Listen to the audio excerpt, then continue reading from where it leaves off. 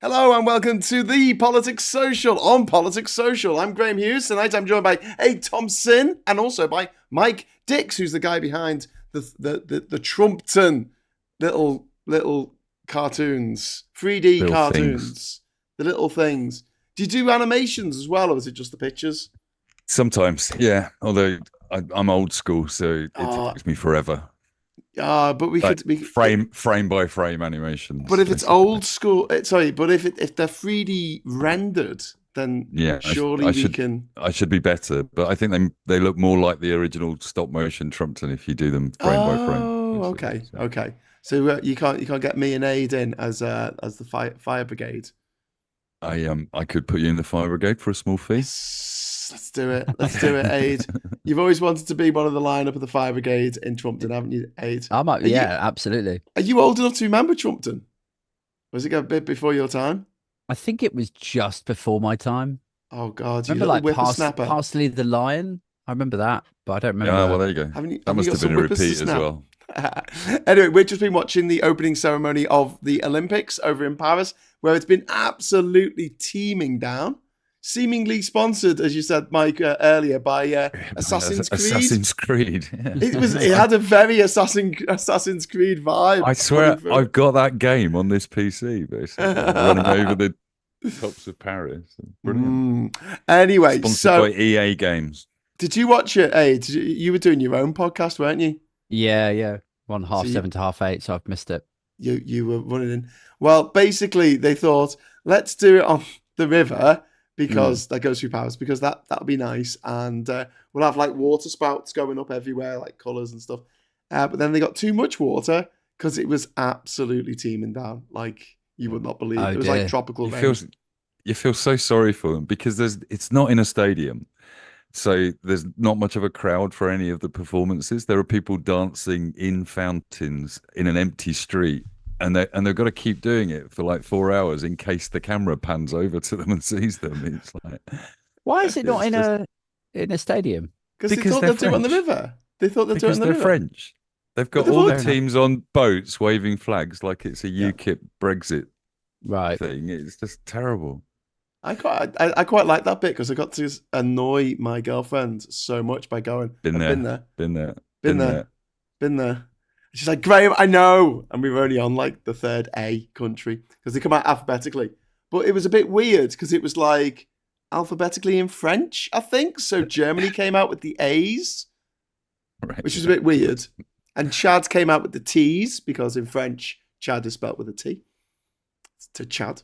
And Well, Only Australia somebody, came last or something. Australia came only out after somebody that Zambia. had, only somebody that had visited there would know this, Graham. Mm. So Yes. Yes. Maybe- Wayne's in the house.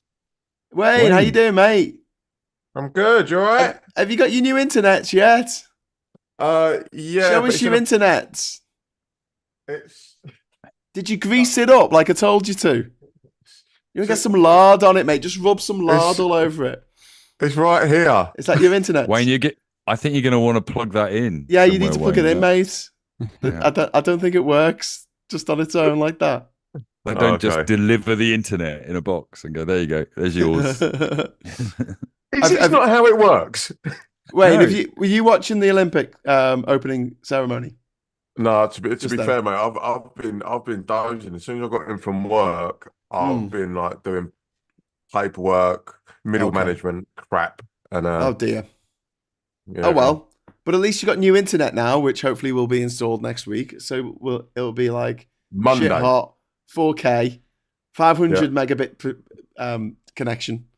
I just want to say hi everyone in the chat. We got Dave W in there, Super Tiny. We got Maggie and Super. We got Super Tiny, is it? Yes, we have. And number 3, we've also got Aid Thompson, whoever he is. Victoria Townsend's in there as well. Oh, Christine he's some mug. got Glenn, Alamein for Germany in it. Well, that's what I said. It's in the French. It was alphabetically French, but the signs were in English. To make any sense, but whatever. And Svax is very excited about the fact that Svax can understand what Wayne is saying for a change. You must be. Are you still stealing your neighbour's internet, Wayne? No, bruv, I'm literally using Old faithful, the old phone. Oh, the phone. We're on 4G. Watch out. Yeah. Yeah, the little 4G microchips in you. Anyway, so I used the name Kamala in the thumbnail of this episode under advisement because I've been told that it's disrespectful just to use the first name because that happens a lot with female politicians, but it doesn't happen with male politicians. But then I think of like Boris Johnson. Boris. And everyone called him Boris. Yeah. So I don't know. I quite although we tried not to, didn't we? Yeah. But I'd get told off for calling him Boris because it was too familiar. Yeah, well, I'll call him Alexander Boris de Pfeffel. Fuckface.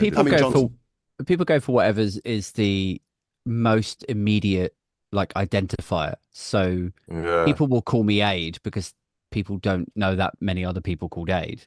But if my name was John and my surname was like Ravel, whatever, people would call me Ravel. Like, you know, so I look at that like, even though I don't necessarily like the idea of people calling Boris Johnson like Boris, like he's your mate, I do kind of understand it. I get why they would call him Boris instead of Johnson because everyone knows like 1,000 Johnsons, right? Lyndon Johnson. But it's the same. Abraham Johnson. So John Johnson. I've got a pal that he calls everyone by their surname. He'd be like, "Hey, Lynchy, how you getting on?" I'm like, it's well, that's what it was like in school. Everyone got called by their surname in school. And so when I see my old school friends now, 30 years later, they're still, all right, Hughesy. Yeah. Although you sometimes get called Yoza because of, not because of Boys to the Black stuff, by the way. My dad, obviously, same surname as me, he was called Yoza before Boys in the Black, from the Black stuff. Interesting. Anyway, good stuff. By the way, Aid, my mum is in the chat, so no mum jokes, okay? No your ma jokes, all right? All right. And happy birthday to your mum for this week. Stick to bottle caps, Aid, yeah? Yeah. Oh God! So did you see that the new bête noire of the far right is bottle caps? Oh yes. Yeah. No, you're gonna have to explain. I've had a busy week. Okay, so I'd got some content out of it. So there's been a bunch of right whingers who have been losing their shit over the fact that, you know, the way bottle caps stay on the bottle now, that's an EU regulation that we have to abide by, even though we're not part of the EU anymore. And we said this would happen because factories ain't going to have a separate production line to make plastic bottles just for the UK. They're just going to go. Are you sure that they've not only done it on our bottles just to get back at us? That would be a very good idea. Big warm welcome to Scott, who's just entered the chat. Hello, Scott. How you doing, mate? You're right. Enter the panel, I should say. Enter the panel. How's it going? How are you feeling now about the switcheroo between Biden and Kamala Harris? You happy? Thumbs up. I'm coming onto your side now, mate. I'm thinking, you know, there's a chance that Trump might get his ass handed to him. Well, you know, I never lost the faith. Okay, I'm like, stop. I did. I'm a man of little faith. I literally am a man of little faith. But no, you know what? You've been traumatized. I understand. Okay, you were traumatized by Brexit, so you're gonna always think the worst. But in all seriousness, it's really good, isn't it? I mean, I was a little skeptical of. I said that word right. Of Kamala, and that being, you know, an actual vision, an idea that could actually happen, you know, because obviously with Hillary Clinton, like America has not had a woman president yet. Yes. But I don't know if Hillary Clinton was the best candidate to be the first woman president, considering absolutely not. She had a lot of baggage. Yeah, okay. But I think with what I'm trying to say is, but she had the fact that she was a woman against her. Yeah. And now you got Kamala, who's gonna have. I'm gonna sneeze. I'm so sorry. Bless you. Thank you, Scott. Sorry, guys. Whereas I think, Kamala has the woman part against, as a strike against her, and then also she's a person of color. So I fear there's is America ready for that? But it appears that a lot of America are very energized by it. Yes, they're very excited by it. It's she's really hit the ground running. Sorry, Mike. No, I get the feeling like the civil war we didn't expect was between women and men, and I think this election is going to be the abortion election. Wow. She's going to take that fight on. You know, right in the first speech, she was up there with it, and it just feels like she's going to the trick when you're at 44% each and it's not moving your base, is just getting people to vote, isn't it? Yeah. You've got to get everybody out. And I reckon she can actually mobilize all the women, and the women are going to mobilize a certain percentage of the men to say, hang on, this is my body, you go and vote the way I want you to, basically. Yeah. Well, you don't get this body anymore. Yeah, exactly. Yeah, you want this? Vote the right way. It is funny that it's like a regular woman, not necessarily an ardent feminist or anything, against the most misogynistic creature that has ever called out of the tar pits of, I don't know why. And they don't know what to do they? You know, no, because they're double down on crazy, getting JD Vance, who this week we found out may or may not have shagged a couch. Apparently which not. Is what was that about? Someone made up that there was a bit in his memoir where he said he shagged a couch. Well, when he was a kid or something. A man, a fully grown man, shagged a couch. What, you just... What? Yes, well, when did he masturbate himself? No, it was such a fantastic lie, Scott, because everyone believed it. To be fair, he did. In the meme, it did say that he used a surgical glove. I mean, it wasn't completely disgusting. Did you put a surgical glove in between the cushions of a couch and then just start humping? Yeah. Well, no, this is what someone said he did. That they said it was in his book. It's not in his book. It was just made up.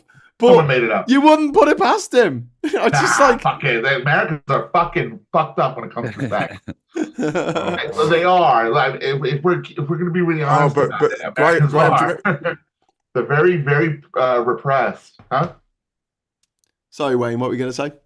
I was going to say, do you not remember that program that was on a few years ago about men that made love to their cars? Oh, is this a Channel 4 thing? It was on like Channel. That's got Channel 4 written all over it. It's got Channel 4 written all over men who shag their own car. That's a bit odd, isn't it? That's crazy. Autoerotica. Anyway, One Angry Pagan. I've just got to go through a few super chats if you don't mind. We've got Badger meeting session. All hail the Badger. All say hello to Brock the Badger. Hello, says Brock. He's a happy badger. This is like we're getting into like Gordon the Gopher kind of. Yes, thing. Yeah.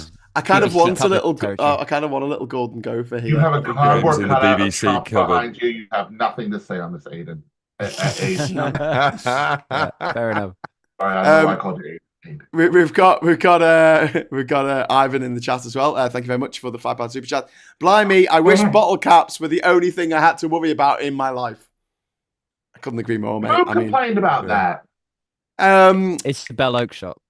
Yeah, Isabel Oak's shop, but also there's a woman who works for Tufton Street who's always on, like Emily Carver. Her name is. She's on everything. She's a young woman and she's super right wing, or at least she says that she is for money. She's not the first person to complain about it. I saw a tweet once of Calvin Robinson complaining about it. Like months ago. Do you know what I mean? When they first came out. So it's a weirdo right-wing talking point, you know? Yeah. But it's so perfect for them because it's like a symbol of supposed like EU tyranny. Like they see it as dictatorship. the EU oppressing us with their way of doing things. What they always seem to miss out on, and I've mentioned this on my pod earlier, is the sort of, for want of a better phrase, like a kind of master and slave relationship between Britain and the EU. Like you have the EU, this colossal market. None of these manufacturers are going to create, as you said earlier, Graham, they're not going to create separate production lines and designs for our market. Yeah. So we have this choice of either being like having a say as to how these things are done or being subservient and being pushed around by the people who do. And these people, like, you know, Oakeshott or Carver, that's the piece that's missing. It's like, how did you ever think that you weren't going to get pushed around by your closest neighbors when you've walked away from that seat at the table? Fucking It's capitalism, baby. We've got some great chats coming in. Glenn's saying, "Sorry, couch, no glove, no love." Also, Emma celebrating. We did it. France did it. Come on, America, you will do it. I understand the assignments. Woohoo! Go Kamala. So thank you very much for the super chat there, Emma. We've got one angry pagan. What does the Badger Moot, we've become the Badger Moot now, what does the Badger Moot think of GB energy plans? So we'll come to that in a moment. But first, we've got another super chat from Puninator. Getting in early. If Ollie shows up, please ask, where's the bowler hat, man? Ollie did the show this week just wearing the bowler hat for the whole thing. If JD did that to a couch, does he have a little armchair Nothing but a somewhere? bowler hat. Nothing but a bowler hat. That was all he wore. And he didn't wear it on his head. Thing. So to go back to that, the whole couch thing, like, that's fine. That's all, Twitter rubbish, right? But but the people have actually said this week, this was a bad choice that Trump made. Yeah. And I'm failing to see what else is the problem. Now, I saw the interview where he called women with no children cat ladies, which was real fucked up, but not an uncommon talking point for people on that side of the fence. Yes. So he's also got no. Sorry, go on. Yeah, I was just going to say he's gone on record many times saying things like, so the cat lady thing is insulting and callous and insensitive and hugely unhelpful for Trump and him, for the female vote for obvious reasons. But it's the litany of other things that he said seriously, like not just like disparaging clumsy language, but like he wants to get rid of. So firstly, he wants to bring forward the abortion time limit quite substantially. There's that. But secondly, more concerningly, these are people. He is a person who wants to limit the supply of like just birth control pills. Yes. So he's that's all in Project 25, though. That's all in Project 25. That's the thing. He's full on Project 25. He's pretty much Project 25 made human. Yeah, the biggest. I think the big mistake that people are missing is it's got zero charisma and nobody checked. Yes. Oh, okay. Well, you say that, Mike. You say that, but if he had no charisma, how did he attract the couch? Yeah, good point. Gotta have something. That's sexy. Chesterfield. American couches are just so much easier than English ones. Yeah, right. Well. Those sluts, those American slutty couches. That's because we have sofas and three-piece suites. Yeah, Ottomans. Ottomans, Jesus. We've got a few more chats to go through. Maggie Brinkley there, thank you very much. All these bottle top haters are the new Luddites in it. Yes, indeed. Commander DJ Burp says it was a bondage session. The couch was leather. Thanks to the super chat. And also Christine Cash over in the States with $10 US. Thank you. Just think how nice it would be if Britain had a vote in the EU. Also, the VP's name is pronounced Kamala, not Kamala. Think calm, as in being calm and not being agitated. There's been so much of this, isn't Kamala. it? Going back to the why do we use her first name? I kind of think we'd be a lot better off just calling her Harris anyway, because none of us can pronounce it properly. So. We don't call Donald. Yeah, exactly. We call him Trump. And but what did I say? Was it Kamala or did I say Kamala? I didn't say Kamala. Well, I've been saying Kamala like Pamela because someone said it's Kamala like Pamela. Yeah, somebody told me you pronounce it Kamala, but you pronounce it Kamala as an American says comma, not. As a Brit says comma, so it doesn't help to be told that's the way to pronounce it. But I don't know how Americans say comma.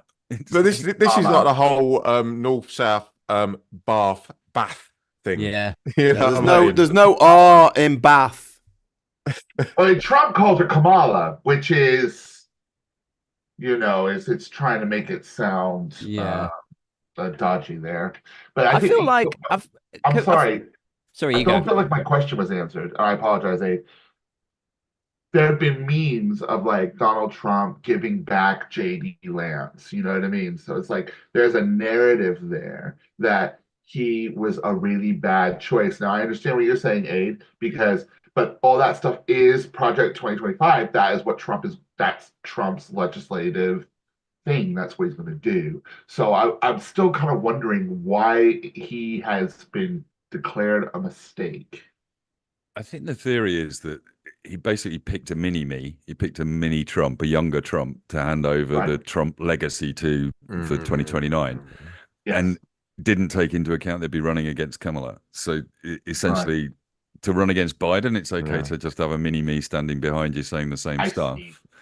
But he's got no, he's absolutely got no weapons because the pair of them are white, misogynistic, racist men. So apparently, Trump is a little upset with him because he doesn't like the fact that, like, the speech he did at the RNC, he talked about himself the whole time.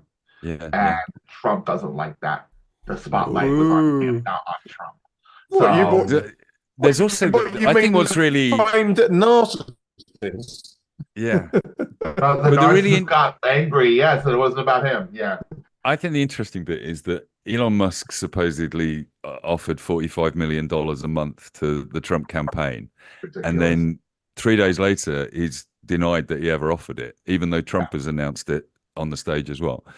And Peter Thiel and Elon Musk are JD Vance fanboys. He's their man. And it just seems to me like the whole thing was Elon Musk offers this money. Whatever Peter Thiel's offering up is the same. Silicon Valley put their man into the vice presidency. Trump buys that, announces it. And then Elon Musk does his usual thing and turns around and says, no, I never meant that. Well, he's not offering the money in there. Now he's stuck my fingers crossed behind my back. Yeah.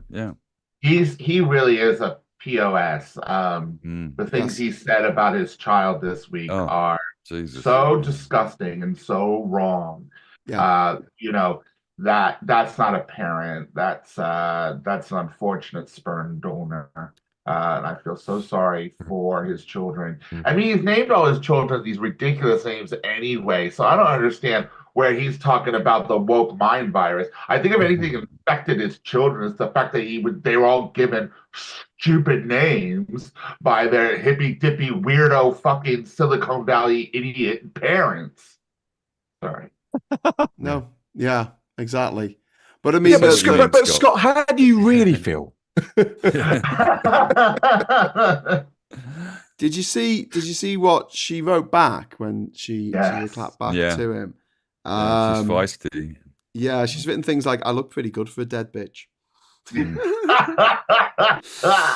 And she took him to task over his claim that when she was little, 4 years old, and will pick out clothes for me to wear like a jacket and tell me it was fabulous. To which his daughter just replied to everything, I was 4. Who says fabulous when they're 4? Who does things like that when they're 4? What? And points out he was never there anyway, so how would he know? Right. That's the big part of the story. He said some really horrible things about he is him. You're right. He's in every country. He's in every country. Yes. Terrible. He's a crypto fascist. Someone said in the chat we should use the term crypto fascist more. And now that crypto is a thing that all the fascists are into, I think we should use it a lot. It's just so crypto fascist. Well, it's so funny that we still put up, we hear these things he says. He does all this stupid shit, and yet we're still on his website. We're still using his product. Yeah, I was talking to somebody about that this week. We're still not at the tipping point where we can leave. There still needs to be a bit of a mass exodus off X or Twitter. I'm dead naming that till the day I die. And that's the thing, though. It's kind of like we're all sitting there going, "This is a horrible thing that he said." Like, he is so horrendously transphobic, and yet we're using his platform to say that, and it's kind of weird to me. Yeah. But the problem is, there's nothing that's equivalent that is Threads is exactly the same. Not full of absolute scumbags. Well, Threads is Do you know pretty what I good. mean? So you Threads look is at pretty good, but it's run by a scumbag. Yeah. Threads is literally it is almost modeled directly on what. Yeah. But I think that's the thing, isn't it? It's not the technical. Like almost all of these platforms pretty much work the same way. It's the pull. It's the amount of people. It's who is in there still using it. And as long as there are experts and journalists and newsmakers and still using Twitter, people want to use we're all Twitter, going to stay there. Yeah. You know, I've got a reasonably big following on there, and I can't build a similar following anywhere else. Right. So for me, you know, Threads is probably the biggest secondary following, but it isn't enough for me to say, okay, I'm shutting down my Twitter account and moving. Same here. Yeah. Well, the other thing is mainstream. Sorry, go on. I was a big shout out to Darren, who's just arrived. Hello, welcome to the panel. Good evening, everyone is very well. Yeah, well, I'm not. I'm on. No, Graham's just finished. Graham's poorly. Finished my lamb sip. I've got some water now. I know I've got some lamb sip left. Yay! I just want to say a big thank you to Emma Price pointing out for the super chat and saying Don Old is trending. Don Old, you see, old, like he's old. Nice. Claire Scott is saying Trump only cares that Vance once hated him and has now succumbed to MAGA. His ego knows no bounds. Yeah, because he's a sadist. Come to me, my puppet. Yeah. Narcissist. That is very sad. Thank you for the super chat, Claire. Yoni over in Finland is saying Trump chose an heir, not a running mate. He just failed to do any research on his choice. I mean, no research at all. Thanks for the super chat there. And you're absolutely right. And finally, Puninator, thank you very much for the super chat. Scott, leader and deputy are meant to have broad appeal to attract maximum voters. Think Starmer and Rayner, one dull, focused centralist, and the other Keir Starmer. No, I'm joking. The other, a fiery, passionate northerner. JD and Trump are the same. Yeah, the same person. Like, right, I see. A mini-me, as you said, a mini-me. Yeah, narcissistic, blah, blah, blah, blah, blah. Can I just sorry? Can I just quickly address the panel about the choice of Kamala? Is it because the funds that were always already allocated to the ticket could not be transferred to a third party? It's like one of the reasons. It's one of the reasons, but Wayne, reading between the lines, they had this set up a little bit in advance. I think after that, what had happened, right? And, you know, the book will come out in 10 years' time, and I might look stupid saying this, but it looked like they asked specifically to do a debate with Trump before the convention, before they actually nominate who they want to run, just to see how he got on with it. Yeah. They've never done that before the convention before. That was a one-off. Yeah, no, that was really out of... Yeah, he was absolutely bloody awful. And then they said, okay, well, just hang on for a couple of weeks till everyone's losing their shit. And then Kamala will come in and there's a lot of talk that this plan's been around since December last year.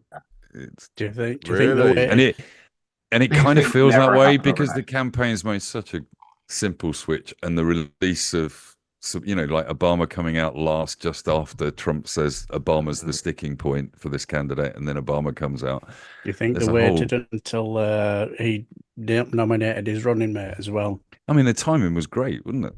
Really, timing was impeccable, and that's what I'm saying. These things never ever happen overnight. Yeah. Things take a lot of planning and a lot of talking and etc. You know, that video that she released this week, was that knocked up in a week, guys? I doubt that. It takes longer to get the rights for that Beyonce song. But then, that it is in a week. You know what I'm saying? But I get a feeling with Harris, it's a simple text message to Beyonce. I don't think there's a complicated legal process involved, is there? Maybe, but and I think they're saving the Taylor Swift announcement for next week. Yes, reckon. Tay-Tay's got to come in. Probably at the convention. She'll sing a song at the convention. Yeah. No, I think she'll show up. Kids Rock, only people will be there. Hold up. The fact that Trump brought out Hulk Hogan, right? Kamala better bring out Taylor. Yeah, Toby Taylor. I think the Shit all over DNC, they're gonna have to really up the ante on the entertainment value, and which is unfortunate because it shouldn't be about that, right?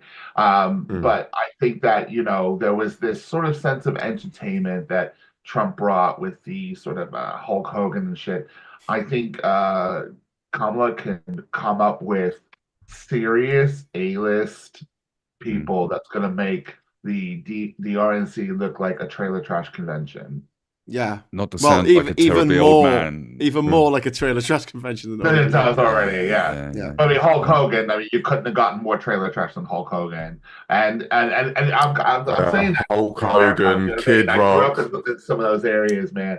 Like, But the whole brat thing, Finger on the racists. The entire feeling of what Harris is putting out there at the moment is just so young, vibrant, and American feeling that you can't help feeling good about those things, Yeah. And they're quick as well, because I watched her speech in Minnesota, the first speech she made. Was it Minnesota or Milwaukee? And it was like an 8-minute tight speech, which she's not normally very good at. She's also learnt from Obama from reading from both auto cues and then pausing before she says what she's just read. But then right in the middle of that speech, she just discovered a line. I don't know if the writers had put it in there or not, but the crowd responded directly to this, "We're not going back." And then within 4 hours, that's out there as a brilliant video. Yeah, not going back. Yeah. Do you know she said it, that she went, "We're not going back." And the crowd went, "Yeah, we're not going back." And she kind of went, "Oh, hang on, this is good. We're not going back." You never guessed what my slogan was when I ran for Parliament in 2017. You better not going back. Let's not take our country back. Let's take it forwards.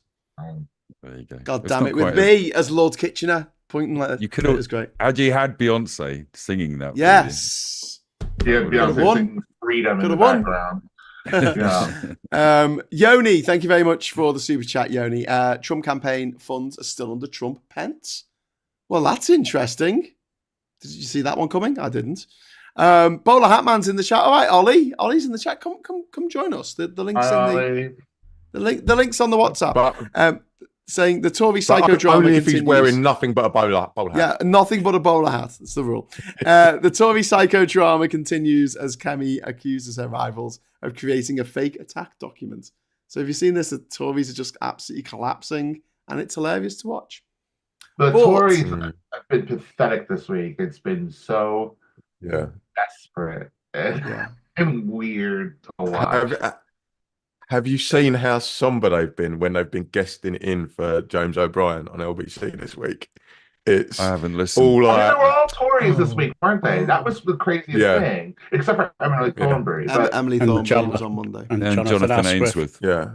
Oh, Jonathan Ainsworth. This woman today, all she wanted to talk about was climate protesters and dementia, and I was just like, oh God, it's nothing. It's like we've done this 1,000 times. It's probably one of the sanest ones of the Swallow Braverman, man, she just used it as a platform to spout her insanity. Yeah, but I love the fact that I love the fact that James's audience went on there and absolutely rinsed her, proper rinsed her. Yeah. But I mean that Suella Braverman, she just lied. She just straight up lied. Yeah. She just lied and lied and lied again. And she pretends that she does this out of compassion for the people coming across on boats because it's dangerous. And she wants someone to call up and say, how many people came across on a boat in 2015? How many? None. How many came in 2016? None. How many people came in 2017? None. How many people came in 2018? Once we pulled out of the Dublin Agreement, thousands is that? Tens of thousands. Oh, it's funny that. You chart it on a graph, it's like 0, straight up Mount Everest. But no one called her in to say that. But a lot of people called in and pointed out a lot of her erroneous shit. And I'm sick and tired of hearing the term illegal immigrants when it's put on people who are claiming asylum. They are not illegal. Mm-hmm. Unconventional, entered the country under unconventional means, perhaps. But it's not illegal to go to any country in the world, and as soon as you step onto their soil, you ask for asylum. That is explicitly not illegal. Hey, Bowler Hat Man's here! Hey! And he's wearing his bowler hat. Talk about some serious Tory civil warring. we've got Bowler Hatman, we've got Ollie, but we seem to have lost Wayne to the internet, the fickle internet gods. Surprise! While we wait for Wayne, do you Wayne, want you're to hear the frozen. sad story of Mel Stride? Can we talk about that in a moment? Because I just wanted to ask the panel about vice presidential picks for Kamala Harris. Aid, have you got any pearls of wisdom on this, on who you think she should pick? I'm going to hark back to my much fabled, oft repeated, the beer test, right? Which is a fairly reliable way of choosing political leaders. So basically it comes down to charisma. It's like, who could you imagine yourself going for a beer with? And that person will probably end up winning because people find them likable, charismatic, etc. And also we're living in an age of politainment, right? So people are interested in somebody who can present and communicate well. So on that basis, I think I'm going to say Gavin Newsom met with a very close second of Pete, but I can never remember his name. Buttigieg. Newsom can't because he's Californian. Yeah. But why? Why can't you have because they need to bring one of the swing states with them. Because they're both from California. Yeah. Oh, right. Okay. Yeah. Basically, the plan would really be to get somebody who is popular in a swing state. And that astronaut guy. Mark Kelly, astronaut. He's got the Gabby Gifford. Best backstory going. Yeah, absolutely. Yeah. And Arizona, which was only taken by 10,000 votes in the last election. And wasn't Newsom in a relationship with Trump's running mate's new missus? What? Saucy. What? Newsom's got a few sort of weird things about him. He's got some skeletons I think he's holding his Tinder for 2029 anyway. Yeah. I just think if you look at all of the candidates that they've had in recent years, Newsom, to me, I'm like, that guy there. Good communicator, fun, funny, charismatic. He fits I agree with you. The mold completely. Yeah. But apparently, and I was talking about this a couple of weeks ago, and it was put to me by Americans that just can't take another one from California, basically. Right. Yeah. Yeah. And again, it would be very beneficial to take someone from Michigan or Pennsylvania or Ohio. Yeah. There is someone from Pennsylvania, but I can't remember the name. Yeah, they're talking about at the moment. Yeah, it's the governor, isn't it? I think. Yeah, something like that. And apparently he's popular. So again, you can just get that swing state on board. It's something that is a bit of a make or break in regards to the electoral college. That's kind of the way they go with it, I think. But I think Kelly, I mean, regardless of anything else, is an identical twin, right? So it plays into the hands of anyone that wants to write a political thriller. That we just replace the vice president halfway through the term and nobody knows. Brilliant. Let's do it. Yeah. That's why I've got 2 Air Force 2s. Oh shit! And also, if he gets done doing anything naughty, he can say, "It wasn't me. It was my evil twin brother. It's my twin." Exactly. Yeah. Perfect. Weren't me, bruv.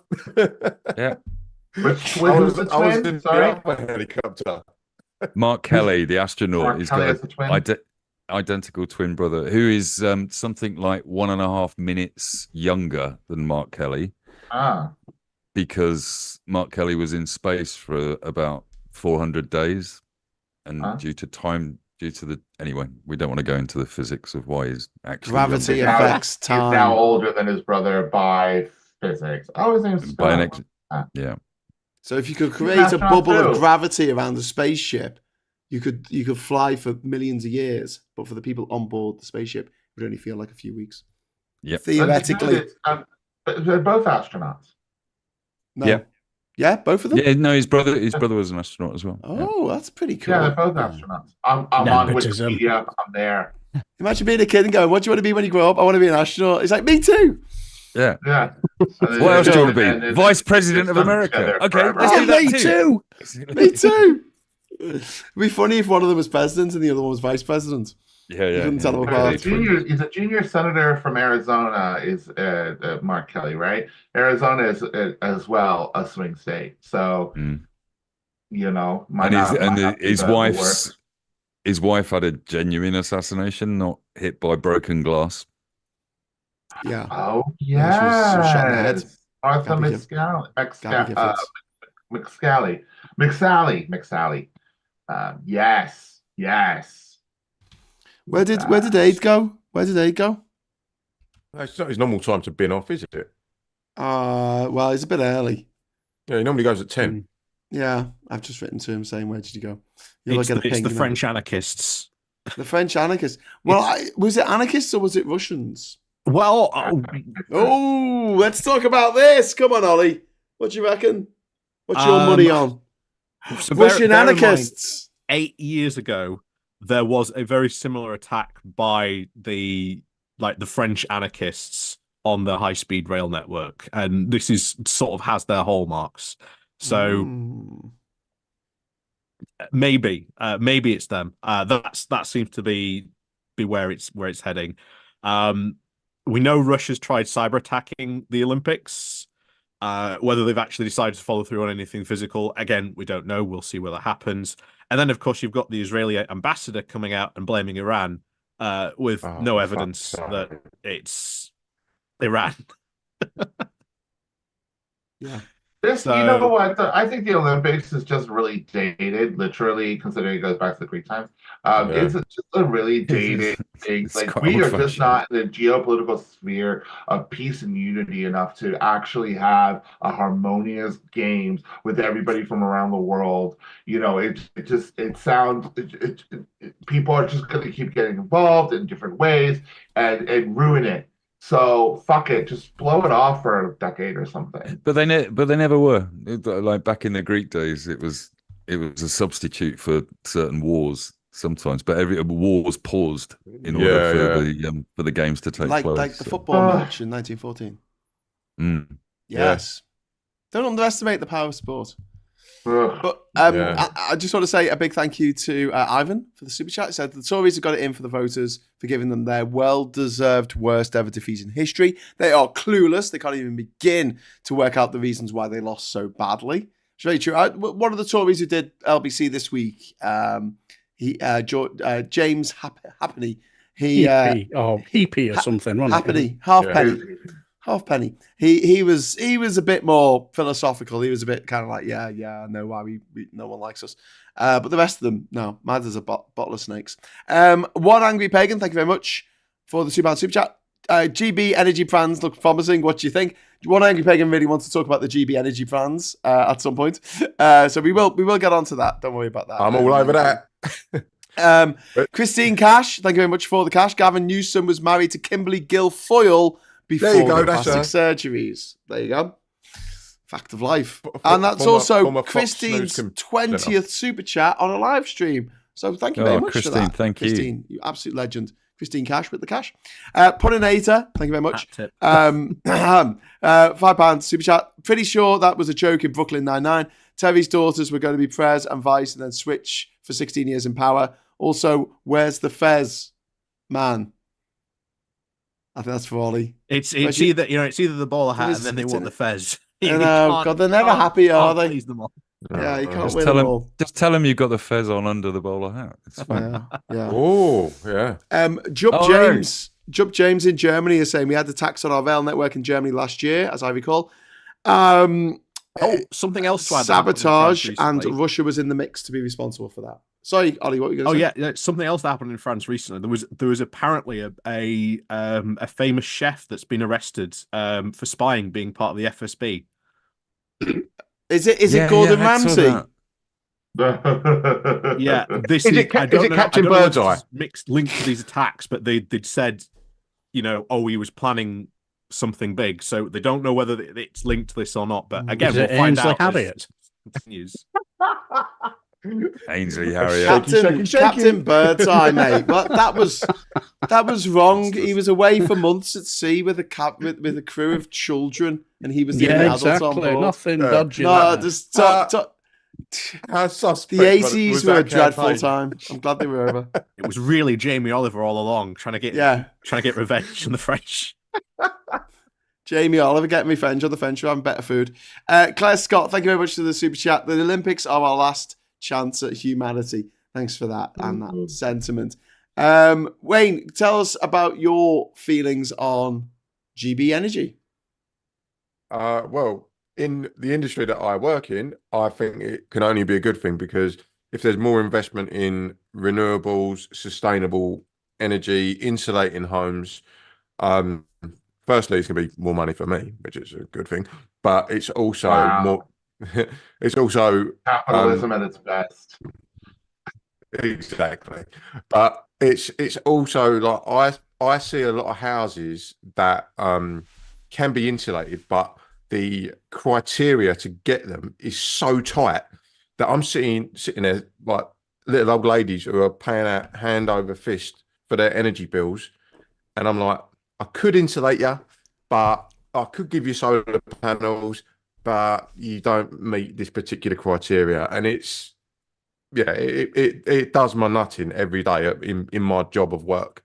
So I can only see this being a good thing to increase the amount of funding towards renewables and towards sustainability of properties that have been neglected for years and years and years. Like you all know that house down your street where they've got single glazed windows, and it's the roof's all knackered and that. Why aren't we helping those people out? Because they're hemorrhaging heat and they're living in like one room, paying all that money. So yeah, I just think it's a good thing, and I've in the pipeline, and from what I've heard, the plans are to increase the amount of funding for renewables and sustainability. Yeah. Well, I just like the idea of getting, as Keir Starmer said this week, Putin's foot off our throat when it comes to energy. I mean, why are we reliant on foreign dictators for how much our petrol costs, how much it costs to heat our homes? It's absolutely again, taking one step back and going, people think in 50 years' time that we were completely crazy. They were like, what? There was all this energy in Britain and we decided not to use that, and we wanted to get our energy from halfway around the planet instead. It just seems mad. We're an island nation, and yet we're not investing in tidal. Tidal is the most sustainable form of energy. Tide comes in, tide goes out. There have been some tidal projects in the UK, but the big problem is just the tech isn't quite there yet, because the sea just wants to eat anything in the sea. It's not only that; it's the people that control the black gold try and lobby against that kind of thing, because it's taking coin out of their pocket. Same as based on the wind farms. Based on the summer that we've had and the fact that GB Energy is going to be based in Scotland, can we not find a way of getting energy from rain? Is that? Yes. Yeah, there is some kind of there's some kind of thing that you put on solar panels. Water mills in tidal rivers, but also hydroelectric dams are the best form of battery that we could have for wind farms. Because you actually can store energy in a dam, because you pump the water up while it's windy or while the sun's out, and then you let the water out when you need the energy at night. Very true. And you don't have to empty the Bolivian desert of all of its salt. Well, we could build some reservoirs at the same time, because we haven't built one in like 20 years. Absolutely. True. Ones that aren't full of crap. Anyway, I've had a super chat from Christine, and it's for Mike, really. As an ignorant American, could you please tell me who the gentleman in black with the round glasses is? Could you introduce yourself, Mike? I can, yeah. So I'm Mike Dick's unfortunate surname. That's why we don't use my surname as my first name. I'm a cartoonist from Brighton, and I run an account called Trumpton online, which is I took over a children's TV show from the 1960s and regretted it for 12 years. So you've been doing it for 12 years now, so this is well before Brexit. Yeah. I'm doing a talk about it next week, if I can do a quick plug, at Cartoon County. It's called Nigel Farage, My Part in His Upfall. Oh, God. Because I set the account up to destroy Nigel Farage, and obviously... Spike Milligan, wasn't it? Adolf Hitler, My Part in His Downfall. Yeah, and I've stolen his beautiful graphics for it as well. But brilliant. well played. Well, I set the account up to destroy Nigel Farage, and I'm doing so well that he's now a fucking MP, basically. So, you know, big success. And when is it again, and where? It's at Carting County, which is it's at the Walrus Pub at 7:00 next Monday in Brighton, and that's just made me think I ought to start working on the presentation, haven't I? Really? Well, just do it the night before. That's what everyone else does. That's what I'm aiming at.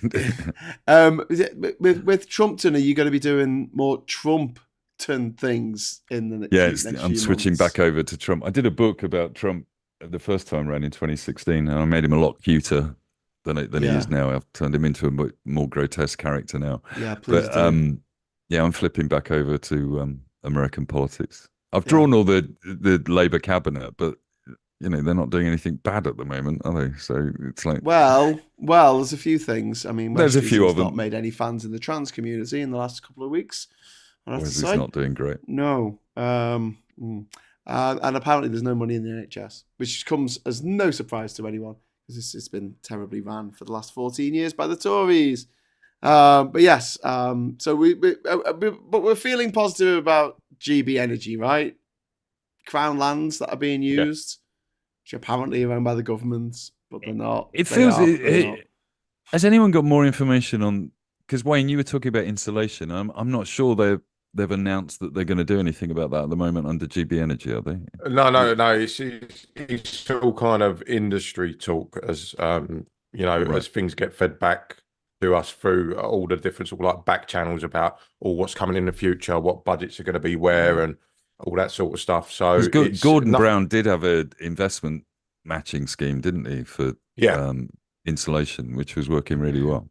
Oh, you got to have Trump going nuts at Windy Miller for killing all the birds. That's got to happen. No, because we had under the Tories, we had the Green Deal, which was an absolute disaster, and it lasted for about 6 months, and it was basically you were loaned the money for an energy efficiency measures to your house, whether it be a new boiler, some sort of insulation, and then you paid the money back through your savings that you made, which never worked out because they just jacked all the prices up. So it's always a work in progress. This industry. I think that Labour lot have done a very good job actually of showing up the Greens as being slightly NIMBY-ish and not being as right on as you might. I just want to talk about that because what Carla Denyer was bringing up when if you've seen the clip where Ed Miliband was responding to her, she wanted to bring up a consultation so that it could look at alternative options. And the alternative options, we know what they are. We can either have pylons or we can have underground pylons. And the underground pylons are going to cost 7 times more than the normal pylons. So we know what the options are. There's you're just going to waste money on a consultation process of what we know is there. It will reveal the green Tory nature of them. That's the thing. Slightly unconnected, but did you see the HS2 report saying that the reason that costs spiraled out of control were that everybody down south wanted the railway underground and in deep valleys, and everyone up north just went, no, we'll just have the fucking railway. Thanks very much. Can we have a railway, please? Yeah, that'd be nice. And if you were a Green councillor and you went to a HS2 consultation session, you would be booted out of the party. Yeah, and that was Green Party policy. I know. I never really understood that because we need more trains and it was electric. But they were like well against it, and But then again, Jenny Jones, the Green member of House of Lords, was a mad Brexiteer, wasn't she? She was all like, "Yay, let's leave." Was she really? Yeah. Yes. Yeah. Oh wow. That's why I wasn't particularly impressed when she brought in that. You remember that killer motion? Do you remember that when they said they were going to bring in this motion? It was going to kill a bill last year. It was Jenny Jones who was pushing it for the House of Lords, and Labour just abstained. And everyone, "Oh my God, Labour, you could have stopped the Tories." When really, at the end of the day, the Tories had a majority of 60 or whatever they want. Puddinator, thank you very much for the £5 super chat and the kind words for Mike. Mike, don't blame yourself for Frogman's success. Sunak had more to do with it between his banking days in 2008 and not stopping the boats recently. Very true. That's very true. Yeah, indeed. Super Tiny saying tidal does affect Earth rotation, though. Are we going to affect the rotation of the Earth? Ooh. Maggie says, I like pylons. They're very Art Deco. You know, all things being equal, I don't like pylons. I don't like the pylons that go through the Glastonbury site. I don't like the pylons that go across North Wales when you climb up a mountain. But I understand the necessity, and I understand that burying them costs so much more. And it's actually much more... It's weirdly more dangerous to bury them, isn't it? In case someone just decides to try to dig up a hole and then I think on a lot of these things we don't make the effort. I think we should have national competitions for designing cool pylons and windmills. Oh yeah, that'd be cool. Definitely. Because the kind of people that complain about windmills, that are equivalents of Donald Trump, the Farages and Lee Andersons, etc. If you showed them a windmill from the 17th century sitting on top of a hill with Windy Miller bringing sacks out of it, they'd love it and they'd want it preserving forever. Yeah. And I don't know why we're not designing things that we can be proud of in the country. Personally, I don't have a problem with the way windmills look. I think they look majestic and beautiful and, very 22nd century. But we could make pylons look prettier. It's possible. So, Mike, you're advocating for sexy energy. Yeah, I don't like 100 Eiffel Towers running across the countryside. That's it. Make energy sexy again. All illuminated. Stick that on a t-shirt. Is that Messer? Yes. Messer. Yeah. Yes. Ed Miliband with a massive pylon. What? I don't know the bacon sarnie. Talking to the competitions, when I spoke to Ed Miliband at the Labour Party conference a couple of years ago, and I did suggest that they should have a competition between Liverpool and Manchester to see which could become net zero first, because that would energise people out of the old rivalry to beat. Oh, there's a better rivalry than that. If you're from the God's own here we county. go. Here we go.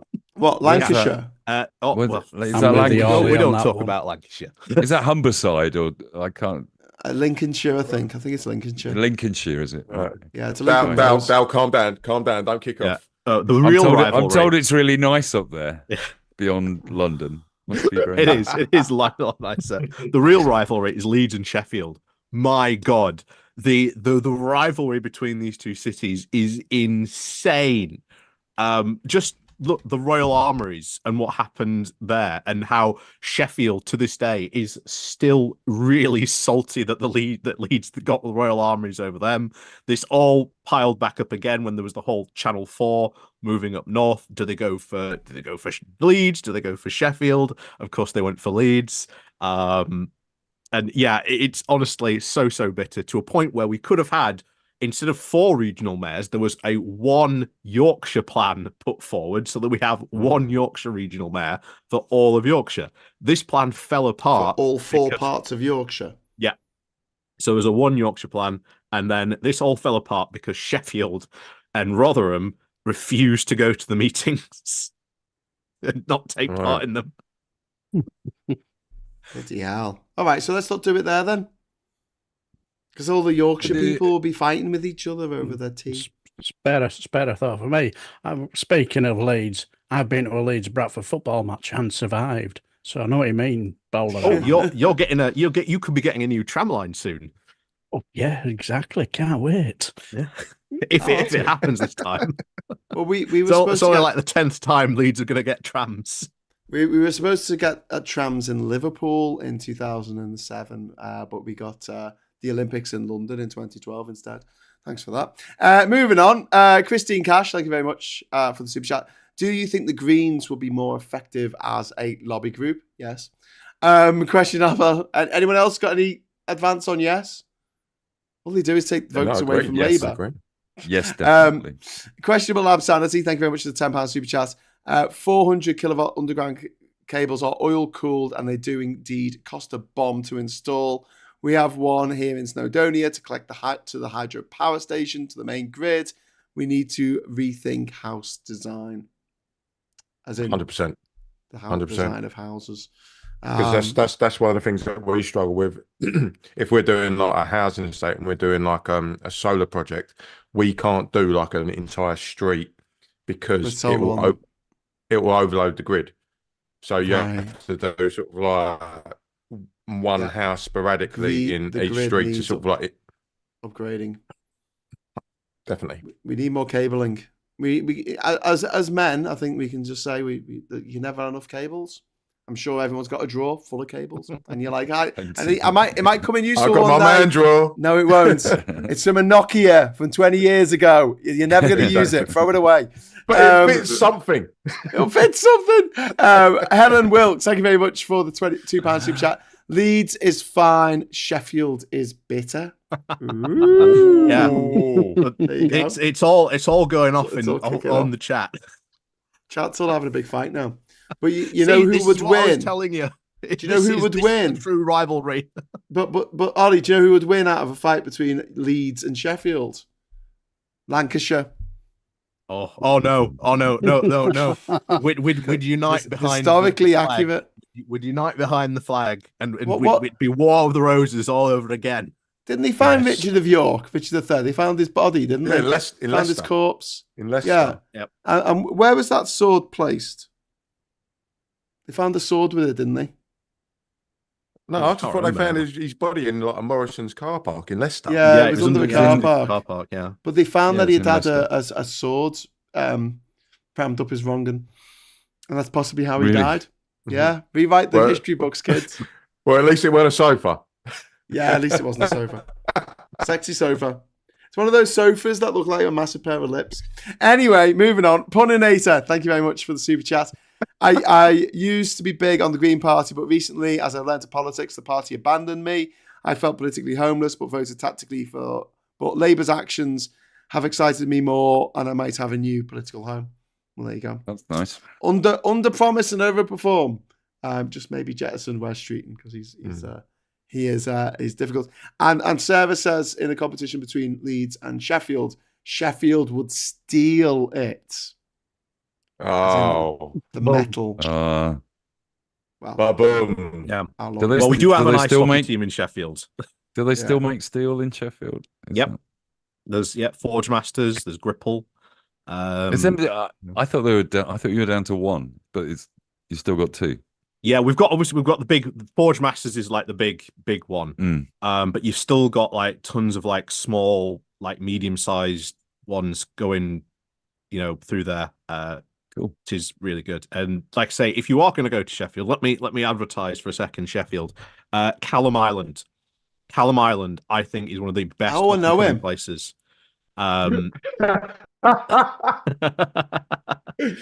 Lovely fella, one leg longer than the other. Yeah, wonderful fella. He's got all these always new gets pubs and around bars. Yeah, lovely guy. Honestly, if you ever go to Sheffield, do take a moment to go to Callum Island. Amazing place. You can get there on the tram actually as well, the super tram. So yeah, definitely also a good example of working tram networks and how good they can be. But yeah, we'll probably end up talking about super tram maybe a lot more in the future. I think it's been brought back into public ownership. Weren't they a 70s prog rock band? Yeah. Look at my girlfriend. What is better, super tram or megabus? What is it back? Super tram. You're a fan, Miss Person. Because Megabus is owned by Stagecoach, and Stagecoach is owned by a massive homophobe. Okay, let's answer that then. There you go. That's it. Brad W in the super chat with another pun. Vance needs a morning after pill. Low. Oh Jesus! I think And what's this thing about googling female dolphins? Paul is just saying in the chat that Vance was caught googling female dolphins. Like that was a thing. Am I the only one who's heard about this? Vance has now been caught googling female dolphins. Yeah, but I read about this today. If any of us Googles that, then we're as bad as JD. Don't. Yeah, that will screw up your Google. Specifically female dolphins. Is that not like the thing where Monica walks in on Chandler watching sharks and he's trying to get himself off, and she thinks now it's a thing that he's into. He's into sharks. So maybe. Maybe. Attila, thank you very much. Weird. Although I don't live in the north anymore, I'm old enough to remember Bradford's trolley buses. Trolley bus. Are they the ones, electric ones that had they had the cable? Yeah. Yeah, They had the cable. big arm on the top, didn't they? But they could leave. They weren't on tracks. Yeah, and they could retract they could retract the conductor and then or the conduit, or whatever it's called. The metal thing. They've still got them in Moscow. Funny enough. Well, what they could do is run a electric line along the motorways on the inside lane for the trucks to charge as they go under it. That's a good idea. Not my idea, but it's a good idea. It's one as a cheap way of making sure that trucks can go a long distance on a motorway and keep them in the bloody inside lane. Don't you be coming in the middle lane, you bastards, doing your... I hate that. You have to go in the outside lane, and that's just for Audis. When I was coming back from Doncaster, that was my biggest... Like, the A1 in Doncaster, all it was lorries overtaking lorries. And I'm sitting there like, bruv, I can do 80. Get the fuck out my way. Yeah. And they're welcome to Doncaster. Yeah, bigger world. Jupp James is saying we have this in Germany as a field test, Graham. Oh, well, there you go. That might have been where I got the idea from. It wasn't my idea. Of course they've got it in Germany. Everything in Germany is engineered better than here, isn't it? Yeah. Why can't they introduce near field connection for electric motors on motorways? So they're charging as they drive. Near field connection. It would cost a fortune. It would cost. Clive Sinclair proposed that in 1984 or something. I actually went to the launch of that project. Yeah, look how his C5 worked out. Sarah in the chat saying, I used to be a trucker, Graham. That's pretty cool. Oh, that's a train. Sorry. 10-4, Smokey and the Bandit. Anyway. Great film. What? Great series of films. Okay. Okay. Okay.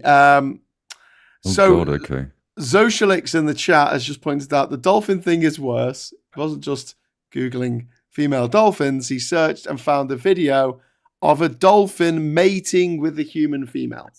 The thing is, what Vance has now got himself into the situation of is that we could make up anything we want now, share it on the internet, and everyone's just going to believe it. They will. I've got to admit, I'm just wondering, after he had his wicked way with couch, did he have a smoke after? Possibly. And then set fire to the couch. Yeah. How's it for you, darling? He was sitting there chopping an old Hamlet. The mild cigar. Super Tiny saying Scalextrics as a way of charging cars as you go, but you won't be able to do because the slot will get full of crap. The slot will get full of bits of rubber and but that's why you have the little brushes. The brushes. Yeah. Brushes. We haven't thought this through. At 16, doing my GCSEs, I quoted the May White's experience: red sky at night, shepherds delight, sheep drowned in morning, global warming, and now 51, and nothing has changed. Yeah. All my life we've known about climate change, and we've done bugger all about it. And in some cases, like with the Tories, they've done everything in their power to stop any positive change, to mitigate. And Margaret Thatcher was the first Tory Prime Minister to actually agree that it was happening, wasn't she? Yeah. She made that sort of very powerful speech that we have an existential crisis that we're facing. Let's do nothing. Let's do nothing. Yeah. Yes, but steal milk from the children's mouths. Yeah. You know what? I remember that. I remember in my infant school, we used to have milk at 11 o'clock. Yes. And then after the 6 weeks holiday, no more milk. But what? Yeah. Well, Labour are bringing in teeth cleaning, isn't he? Aren't they? Toothbrushing in schools. And breakfasts. And breakfast clubs as well, which is a brilliant move. Yeah, definitely. To be fair, that was Nick Clegg's brainchild back in the day. Was it? He brought in free school meals for the first 4 years of school. I think it's first, up to year 4. So reception to year 4, free school meals. And then, which my daughter benefited from as well. Well, so. hopefully we're going back to, some sense of sensibleness, if I can put that. Tim Bannon has just entered the chat and said, thanks for the super chat, mate. What the fuck have I just arrived into? I guess we were talking about the dolphin porn. JD Vance has been accused of shagging a couch and Googling for dolphin porn. Now you're up to speed. Welcome. You heard it here first. I mean, this fit in right well with Republican Party, then won't I? Might not be true, but yeah. And Billy is saying, has Rachel Harris been extradited to the US? Now, Rachel's not feeling it today, so she's not coming on the show, but she will be here, I'm sure, for next week at some point. And if you're watching, hello. Richie Dupe says, lithium ion cells cost £7 each. You cannot replace individual cells. New battery pack is 49k. Okay. I don't really understand the maths there. £7 for a lithium ion cell, and then a battery pack is 49. And when you buy an EV, you don't own the battery. You only lease it. What? Yeah. So if you buy like a Tesla, you don't own the battery. Yeah. Really? According to Elon Musk, you don't actually own the car either, really. Yeah. Yeah, you're the registered keep. Yeah, you're a registered keeper. But with EVs, you do not own the battery at all. What, with any make of car? Anyone. Any electric car, you don't own the battery? Yeah. Okay. What? How can you not own the battery? Yeah. I don't understand. You have it for the length of its life, and then you have to get it replaced, and that's at your cost. Oh, well, that would be normal for a car battery in a normal car that you bought. No, you don't own the battery. Like, if anything goes wrong with that battery, you have to send it back to the manufacturer, and then you've got no car. It's one of these. You can go buy another battery, though. Yeah, but you still don't own it. I don't understand what you mean. From you. Right, okay. You know, I'm pretty sure after 10 years of having an electric car, they're not going to say, we want this battery back, it's ours. You know, when you hear these adverts on the radio about, you'll never own the car. It's because you're leasing the car. When it comes to electric cars, you only lease the That's if you've got a lease deal. You can own the car. You can go and buy a Nissan Leaf. But then none of the car is yours then. Yeah. If you're leasing it, none of the car, it's not the battery, it's just the whole thing. Pretty much. But if you can go and buy a Nissan Leaf, you own the whole thing. Technically, when you... No. Are you worried about they're going to come in the middle of the night and knock on the door and say, we'll come for our battery? We come to take your battery away. Not my battery, I need that for my car to run. Graham, that's why I'm out there every day saving the planet in my diesel van. Yeah, but you still can't get proper internet. In your but you never own the diesel, Wayne. You know, someone can come at any time and take the diesel away. And if you use all the diesel, you have to buy new diesel to put in there. When were you supposed to get internet? Was it 2 weeks ago? Yeah. I've got they have to buy it on Mars. That could be on, mate. It's not being installed until Monday. Where do you live, bro? He lives in the back of Beyond. Literally, you must live literally in a field. He does. How? A field full of Tories. It's called Essex. No, we've got refuck now, haven't we? Remember? A field full of refuck. It's called Essex. Oh my God. Wayne, it's not a barren wasteland. I don't understand why and how it is taking so long for you to get internet connection. Scott, it's right here. My modem. How the hell do you have the modem but not a connection? Because I have to wait for BT. Oh, sorry, no, not BT. It's OpenReach now because I've had to separate. OpenReach are putting a new phone line for me because my old phone line, which is over there, is a Virgin phone line. Yeah.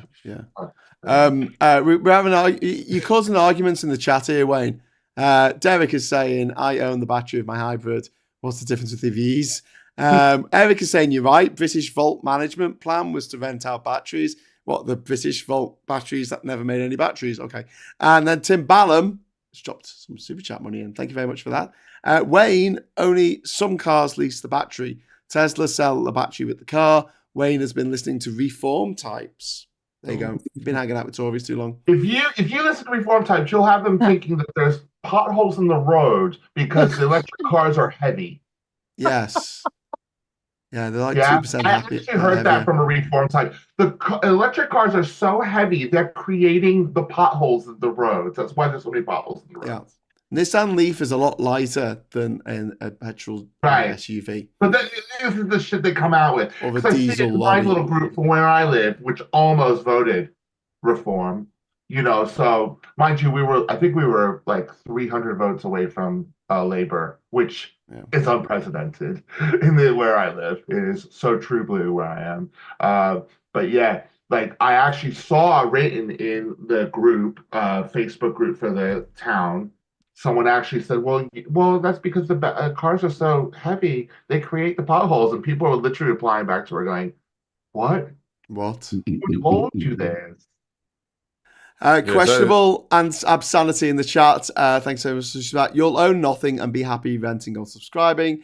Wayne keeps referring to battery leasing. This is some Cyril that has not been in place with Nissan or Renault for a few years.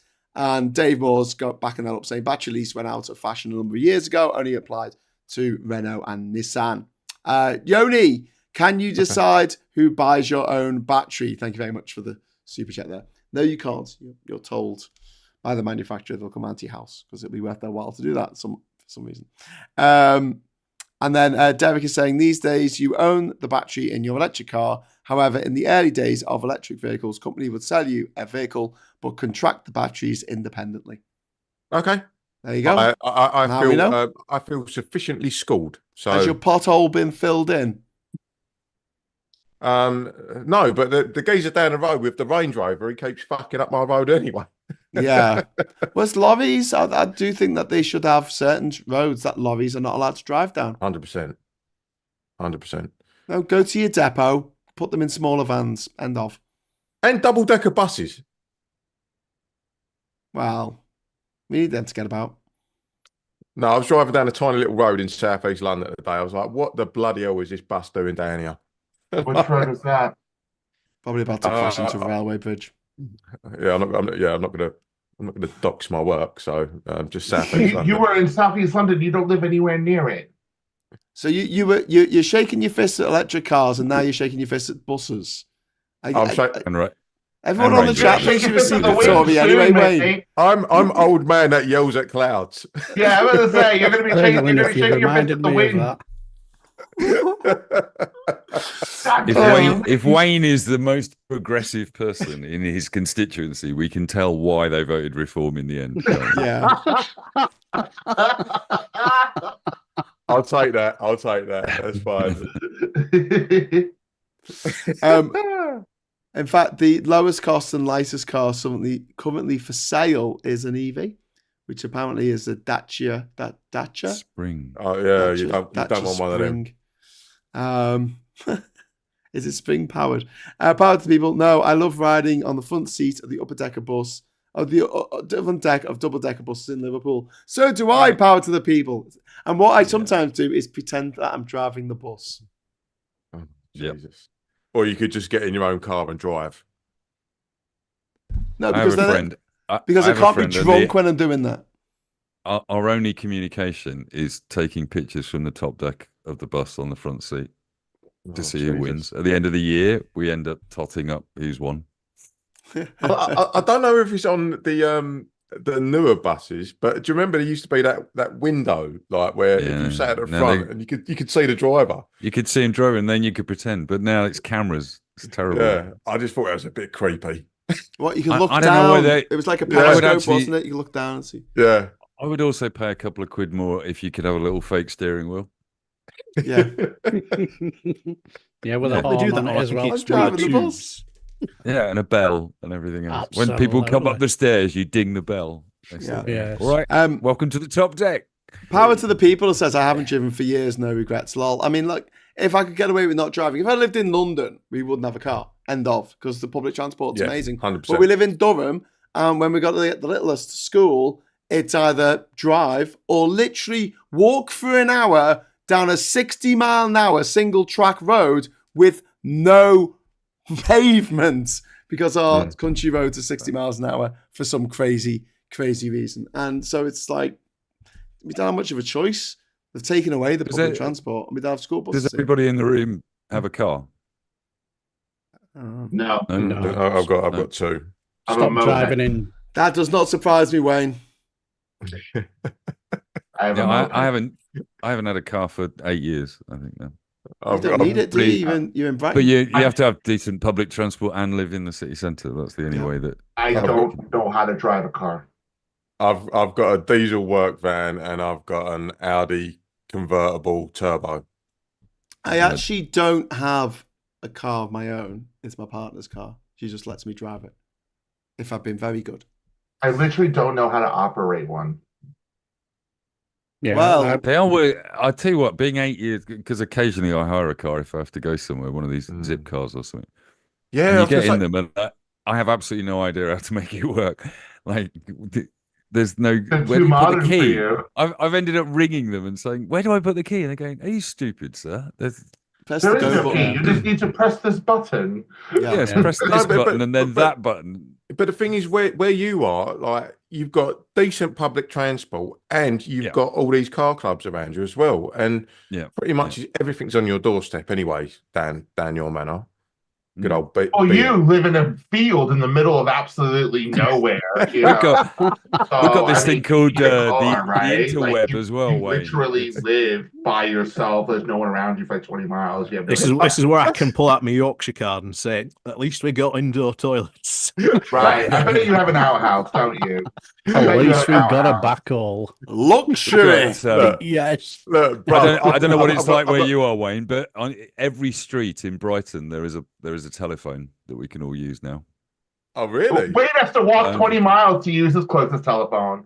You know, 20 miles. You were lucky, for 3 hours to go to a shop. Scott, I'm patching into that telephone right now to communicate. I bet you are. I bet you are. Well done. Congratulations. That's how you get on here. Wayne, Leaf Huntress in the chat is saying, an Audi. No wonder Wayne votes Tory. There you go, mate. Fired. I'm getting dug out tonight. So what I want to know, because I don't normally get to talk to Audi drivers, so I just want to pin this down. Where's the fire? Why are you always in such a hurry to get everywhere? Do you hate driving and you need to get out of the car fast? Do you need to piss? You get in the car, you need to piss. What is it? No, Graham. I don't have that problem anymore. I'm trying to save the planet by going right up behind people in the fast lane and flashing your lights. There's no such thing as a fast lane. There's lane 3. Colin Baker, the second overtaking lane, pointed us towards the danger in Paris at the moment. The Olympic cauldron's just been lit, hanging from a hot air balloon. Oh, right. That makes perfect sense. Nothing could go wrong. No, it doesn't sound like a Hindenburg or anything like that. I'm just gonna going on that ceremony. I'm just gonna hold this candle while I walk my way up the stairs with this bowl of petrol. Yeah, I'll be all right. Dickheads. Yeah. Oh, there you I'm go. not watching any of it. I have no interest in the Olympics. I don't care. Why not? Is that because you just win everything? But Scott, the opening ceremony has been massively camp. Absolutely very French. Oh yeah. There was a threesome reference in there as well. Yeah. Oh really? A menage a trois. They went into the little. Gojira play with Lady Gaga. They ran into their little French apartment, and then they went, "Ooh, go away, cameraman." Did she play with the French heavy metal band Gojira? No, they did separate stuff. But the heavy metal band together, like a kind of Metallica Lady Gaga hybrid. But there was a heavy metal band bit with lots of headless corpses of aristocrats. I quite like that bit. Blood. That sounds great. Blood squirting everywhere. Was that Gojira? Yeah. Sepultura.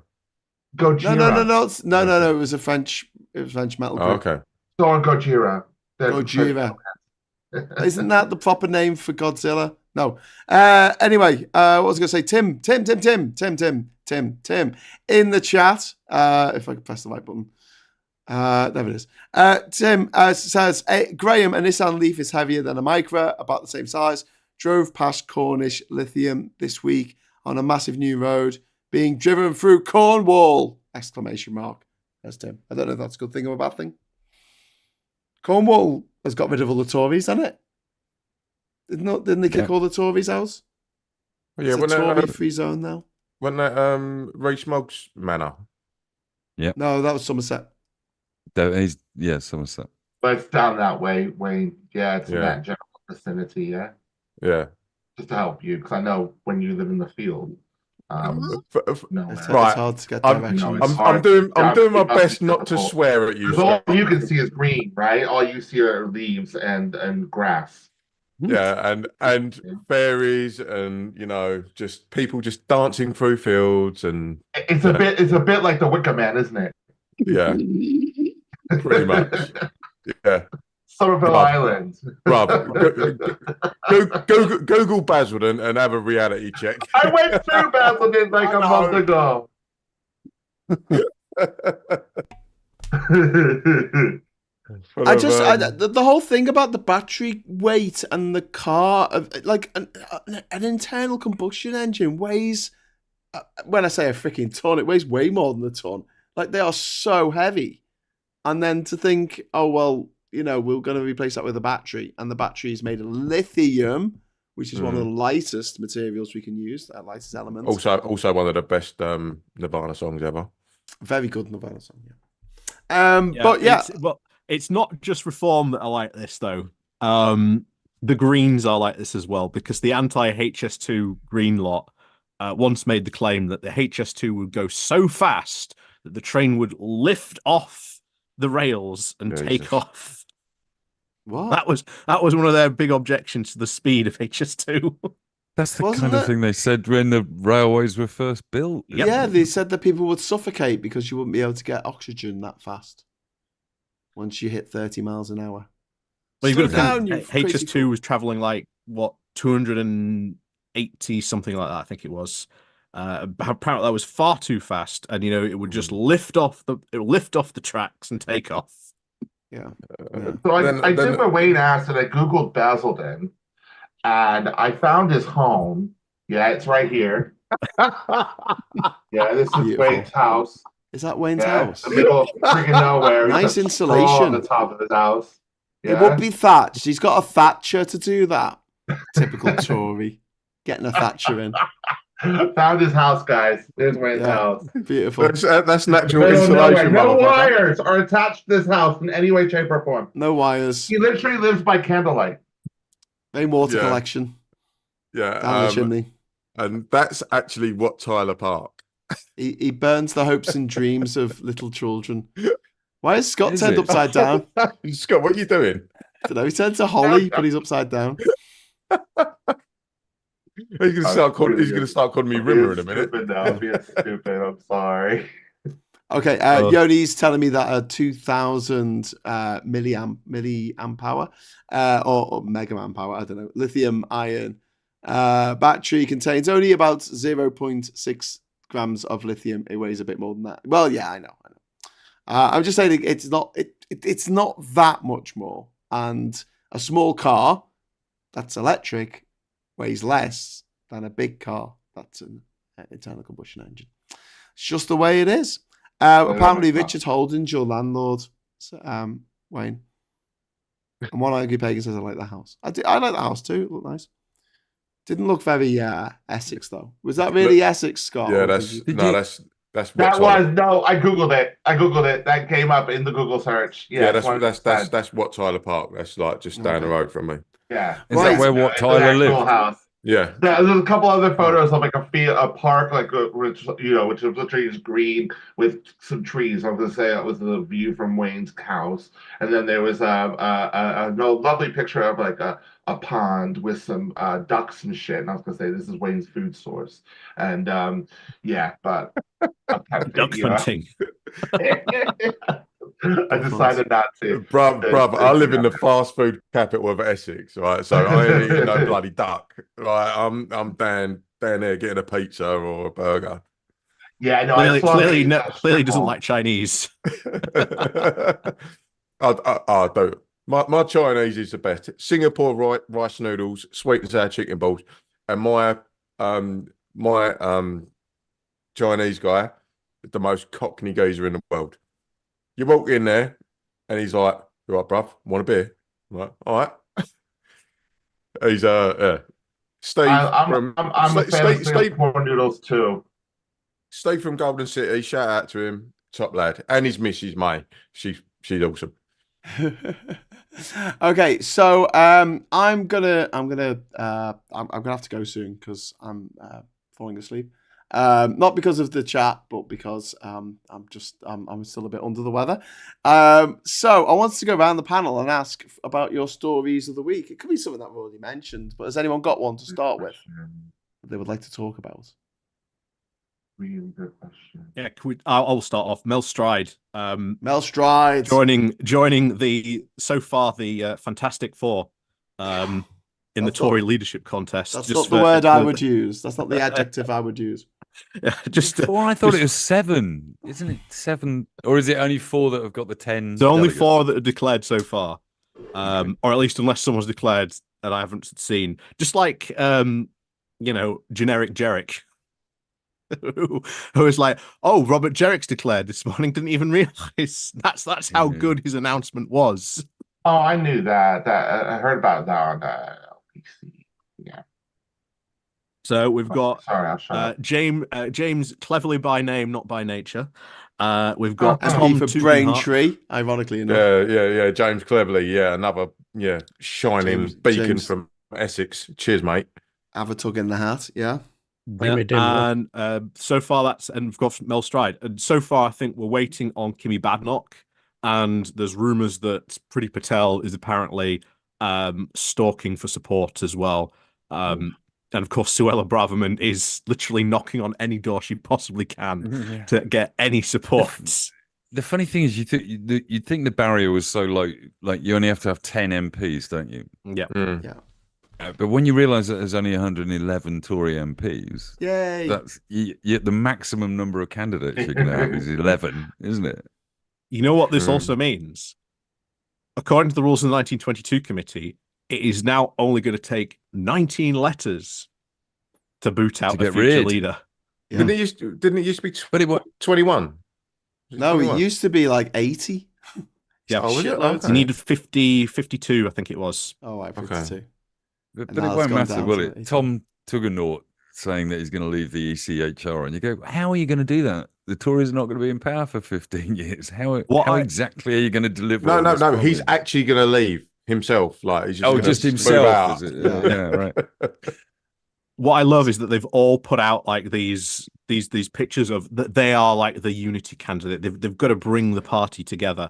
Mel Stride comes out and goes, "Yeah, I'm the unity party candidate because I think I'm quite respected. I think that's a bit of a problem." My best guess is that I'm respected. Yeah. And this is all because he won his seat. Apparently, there's this thing going around that since he won his seat, bear in mind he only won by like 61 votes. So he was one of the very, very lucky survivors. And apparently, since then, he's been thinking that he's the reborn incarnation of Margaret Thatcher, and that's apparently why he's running. So yeah, expect lots of very delusional statements from him. I quite enjoyed Prime Minister's questions this week in that it was kind of normal and it wasn't just point scoring crap like it normally is. And consensus. It actually gave an air of people doing work and actually trying to be productive. Yeah. It was quite 100% agree. it was quite strange to watch because somebody answered a question.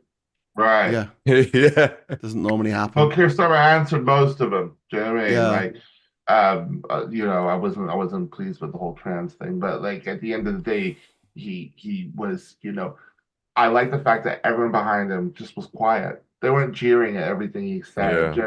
And it really, I think it showed the Tories up, to be quite honest, and it sort of showed like this, you know, this is how it could have been, and you guys did it your way. This is why you're sitting like that, you know. Yeah. Sunak in particular, we were saying earlier that none of the Tories are admitting what went wrong or taking any blame. Sunak is, like, you know, to an extent. He's just sort of, he's humble, and he's basically saying, I'm going to try and work with you. And he's in California by November. You know what I mean? Wherever he's going to move to, you know. I'm just wondering if you'd have seen this kind of Rishi Sunak during the election campaign. I'm wondering if they'd have won more seats. I don't know. I think that ship was. Grave. Yeah, that ship was scalded. Possible. It was sinking. Whatever he did. Yeah, I think he was like in the election campaign. I think he was like a cornered animal. So he was coming out and trying to be all double hard, and it was so see through. It's like, come on, mate. You know you're done. You know you're done. The man doesn't know how to pump gas. You know, it's he's not in touch. He's out there. He's gone. And it's funny. Things have moved. And his missus and his family move over to America. You know, we're not going to hear from him. We're not gonna, things have moved so quickly, haven't they? But when you look at what Biden did this week, we haven't really talked about what it probably took for that man to give up power. You think probably the most powerful job in the world, and it's in your gift to give it up. You can. You know, that's an amazing thing that he did, I think, is that however much pressure and however long that took for him to actually make that decision and say, actually, I think this is in the interest of the country for me to do this. And you kind of look at Sunak and you think, you could have done that a year ago, basically. Just go, all right, guys, we've totally fucked this up. It's a great point. It's a great point. Just have an election, get out of here. Thank you very much to One Angry Pagan for the super chat. Who's everyone's favourite human ever? For One Angry Pagan, it's Steve Irwin. Irwin, the crocodile wrestling baby dangler. Have you? I'm probably going to really upset One Angry Pagan if I talk about the rock paper scissors game that you can play for Steve Irwin. Rock paper scissors. That's and it's Steve Irwin. Oh, okay. Crocodile. Crocodile beats Stingray. Stingray beats Steve. Oh, Jesus. Too soon? That's probably Sorry, One Angry Pagan. He's been dead for years. I've just lost a viewer, I think. One Angry Pagan. They paid for you to tell that. Tell me who your favourite humans are, and I'll make a joke about their demise. Oh no, Powers of the People just said Freddie Mercury. No, not doing that. No. This is actually a really nice philosophical question. So, who is your favourite human? Family members are excluded. Me mum. No, you can't do that because grandson. Oh god. Yeah, I was gonna say my mom. Yeah. Do you mean like a famous person from history? Answer. The thing is, though, human. You think that someone's great, and then allegations come out against them. So I don't want to say out there Nancy or there. I used to be. Or pest, sex my whole list over time is Jimmy Savile, can't do that anymore. Gary Glitter. I was a big fan. Jesus. Rolf Harris. Michael Jackson. Michael Jackson, yeah. I'll take that a bit, Nancy. Yeah, Mike, you're going down a very dark avenue here. Let's not put people on pedestals, eh? Exactly, yeah. Audrey Hepburn. There you go. That's mine. Audrey Hepburn. Gorgeous, lovely. That's a good choice. Male. I'm gonna say Rick Mail. That's a good choice. I'm going to say Rick Mail. I was gutted when he passed away. Gutted. I always enjoyed watching Young Ones, and then when they progressed to bottom, and then when they did the Bad News, they were just hilariously funny. Yeah. RuPaul. I think RuPaul. Yeah, good shout. But I mean, there's some. He's said some problematic shit in the past, no doubt about it. But what he's done for the gay community in the last 10 to 15 years he's undeniable, and the visibility that he has been part of putting forward. Yeah, definitely. And also taking the piss out of the Tories and the New Statesman. Brilliant. Svax is saying, wonder if anyone in this chat would name Thatcher as favourite human. Wayne? Right. Wayne, your thoughts? No, she's in every country. All right. Yeah, she is. End of. But my pick would be Billy Connolly. Yeah. I absolutely adore that man. He's the best storyteller and just an out and out. David Attenborough. Oh, yeah, it's a good. He's a good shout. He once had a pair of shoes that I really wanted to steal. Yeah, my problem with David Attenborough. You wanted to push an old man over and steal his shoes. Well, not what's wrong with you? Billy Connolly. Oh, Billy Connolly. Oh, what? I've always wanted like a pair of really fancy black and white shoes, and I once saw a pair that Billy Connolly had because I've got a red suit. He's got a red suit. I saw that pair. I was like, oh my god, I have to have a pair like that, and I've never been. Were they the Brogues? Oh, I think so. Yoni and Bezroth are both saying that you can't regard Thatcher as human. So she's off the list. True. Sorry, Wayne. That's fair. Shut up. I swear to God, distance is all of your actual saviours right now. you know where we are. It's just us to trundle up the A1M. He can't get here. He's in the middle of nowhere. He can't. I was going to say he can't use Google Maps or anything. Yeah, right. He's got no internet. I'll be in my diesel van on your door. Literally lives in a mud hut with some thatch on top of it. I know where BN2 is. Yeah, knocking on every door in Brighton. Yeah, right. Well, before we go, has anyone else got any news stories this week? I mean, I would like to just mention the fact that Leanderthal said that police officer who kicked that guy in the head should be given a medal. So do you want to talk about that, Wayne? Yeah, that was going to be my story. Bloody hell. I think that this whole thing has been turned into something that is completely take away the racial element. Let's look at the inappropriateness of this police officer's actions and just be like, bruv, you should be sacked. Job done. End of. Well, prosecuted. Yeah, it's assault. What he did was assault. Yes, I think the police officer has been charged. Actually, he is being charged, isn't he? Yeah. Which is right because oh my god, there's no. It was horrible, and you can't kick people in the head, man. You just you don't do it. Like you don't even do that to your worst enemy. Do you know what I mean? Don't kick people in the fucking head. That can kill him. Yeah, you know what I mean. Questionable. And he's an armed officer. And so, the guy is supposed to be calm, basically, Questionable Absanity's just dropped another super chat in with a lot of information in there, but I'll just sum it up by saying I don't think EVs solve the problem. Cargo bikes plus trains might. Cargo bikes? Okay. But yeah, I know this. I don't think electric vehicles are a panacea, but they're damn sight better than what we've got at the moment. And I would like to see better public transport, especially in rural areas and northern cities. Monorail. Getting the same sort of investment as come to Sheffield, see Supertram. Yeah. Ride the Supertram, see what it can be like. Yeah. I want a bullet train. Yeah. Why? What do you need a bullet train for? Going through the high street. That's what HS2 was. Yeah, no, I want a bullet train though. I want a train that goes from London to Edinburgh in 15 minutes. What about bullet trams? That's like the ultimate compromise. 200 mile an hour trams running through one of them in Bradford. Street. No, I want one of them in Bradford. Take out the stupid people. Sod that, Scott. What we'll do is we'll get a massive trebuchet built in London and then a massive net in Edinburgh, and we'll just sling you there. Literally 5 seconds. I want a monorail. Let's do a monorail that goes around the whole of the country. Monorail.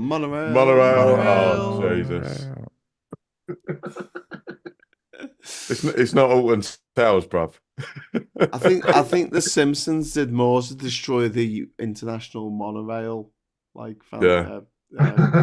industry. Have you seen that one in China that actually stops inside a block of flats? Yeah.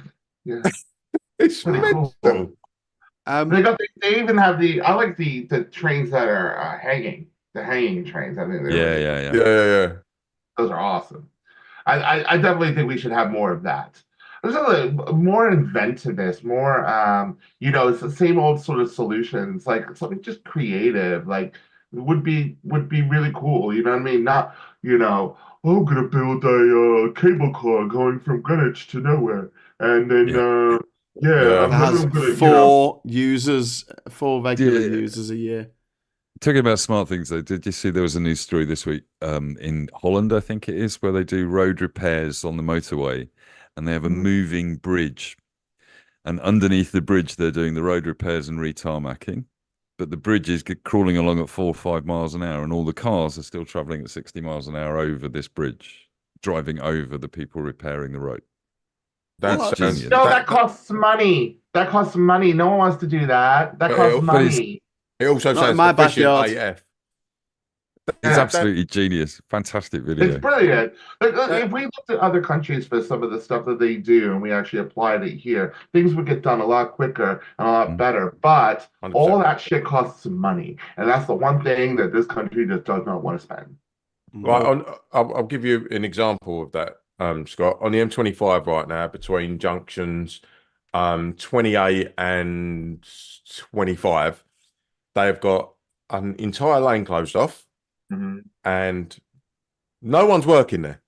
No, the entire time. Because it's all there, do you? No. They've got to wait for the concrete to set, and then it's like a normal working day for me when I work for Bradford Council. Does that? You gotta That's wait. what I'm saying. It's this sort of stuff, but without if we just got some people that said, you know what, we're going to spend this money, we're going to do some creative shit, we're going to get people to the places that they want to go, we would actually probably come up with something really cool and efficient and cheap. But no one wants to do that because that costs money to do that. So yeah. And on a bit of a tangent, if you want a really niche British YouTube channel, there's a YouTube channel called Auto Shenanigans, and it basically entitles the entire history of the British motorways and the bizarre secret things around them. It's really actually quite cool. Again, Auto Shenanigans. Give them a follow. I'll just drop them in the chat. Stick a link in the group chat. There's a website that I used to like called Pathetic Motorways. It told the story of how every motorway in the UK is not finished or not built to the plan that was originally put in place. Yeah, the weird bits that go off crazy on junctions the and roads that go mate, that the M62 starts at junction 5, all that kind of shit. It's just bizarre. But yeah. Anyway, all right, I'm gonna have to wrap it up there, guys, because I'm going to bed. Sorry. I normally let's party all night, but I'm feel better now. And can we also get well soon to Tan, because I know she's Tan's got she's under the weather. She's got the plague. Oof. Got the lurgy. So if you're watching, Tan, get well soon, and hopefully see you. I thought Graham had gone down south and caught Southern, and Tan had caught Northern from Graham. I think that's what happened. Right. Again, Ollie, your distance, your distance is your saviour. Yeah, never making that mistake again. But yeah, Rona is doing the rounds again. A friend of mine got Rona for the 6th time this week. 6 times is a variant going. No week. Particularly grim. Got COVID 6 times in 1 week. No. 6 times since the beginning of it all. Sorry. It's too late, mate. I don't even know what's going on anymore. I didn't even know you are, Scott. I'm sorry. Who are you people? Graham, Graham is ill, and he'll be stepping down for the good of democracy. Right.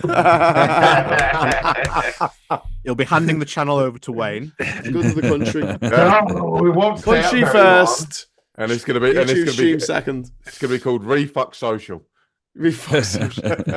Jesus, could you imagine? We should do that one time where we just pretend to be all like refuckers. Oh, and I'm going to broadcast from my Audi. Yeah. Yeah. Well, let's let Graham go, I'll be guys. Sir Norman Knob Jockey. Wait, Anyway, I'm thank you doing so knock much. around here, bitch. Thanks, Sure. Mike and Scott and Darren, Wayne and Ollie. Thank you so much. Thanks to everyone in the chat. And thank Aid, you and to the Aid. Chats ofs. And Aid. Oh yeah, And Aid. Yeah, wherever you went. Oh, he had Aid. to go and assist his I think his little boy hurt his leg. So he ran off to go and help him. What a guy. What a trooper. But yeah. Sorry. But we'll be back next week, and I'll be back on Monday at 9:30. And until then, I'll say thanks for watching. Give us a like on the way out. Feed the algorithm. And until next time, hello, good evening, welcome, and goodbye.